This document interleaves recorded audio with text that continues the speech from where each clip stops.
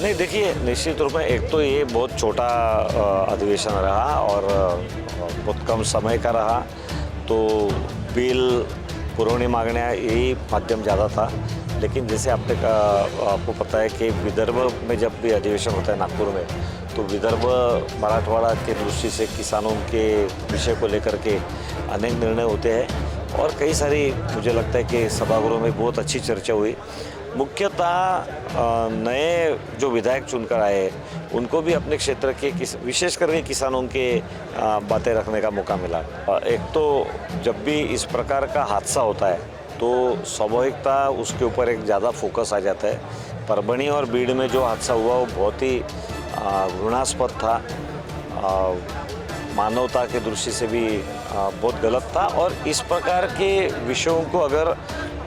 अधिवेशन में उजागर नहीं किया जाएगा तो ये और इस प्रकार की बातें होते रहेगी और इसीलिए विधायकों ने भी उसको उठाया और माननीय मुख्यमंत्री महोदय ने भी उसको बहुत ही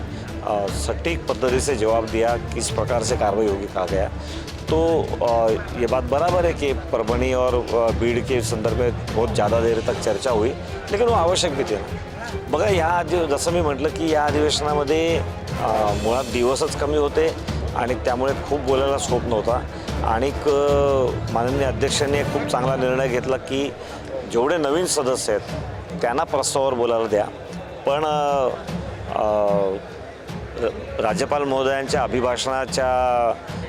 वर त्यांचा आभार प्रदर्शनाचा ठराव हा मांडायची मला संधी मिळाली आणि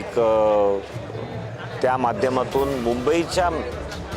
मेकओव्हरसाठी सुरू केलेले देवेंद्रजींनी सुरू केलेले प्रयत्न जे आज फलस्वरूप दिसायला लागले त्यावर त्यांचं अभिनंदन आम्ही केलं आणि मेट्रोचे प्रकल्प लवकरात लवकर पूर्ण व्हावेत, इन्फ्रास्ट्रक्चरची इतर कामं आहेत, MMR रिजनमधला ओव्हरऑल विकास आहे, या सगळ्यावर या ठिकाणी बोलायची संधी मिळाली आणि त्या मेट्रोच्या निमित्ताने मग काही मागण्या स्थानिक मतदारसंघातल्या होत्या त्याच्यावरही बोलता आलं। त्यामुळे मुंबईच्या दृष्टीने तसं पाहिलं तर नागपूरमधल्या अधिवेशनात अधिक करून विदर्भ मराठवाडा इथले विषय चर्चेला येतात, पण मुंबईचे आमदार नेहमीच वेगवेगळ्या माध्यमातून मुंबईच्या समस्या समोर आणतात। ते मला स्वतःला राज्यपालांच्या अभिभाषणावर बोलताना ते बोलायची संधी मिळाली।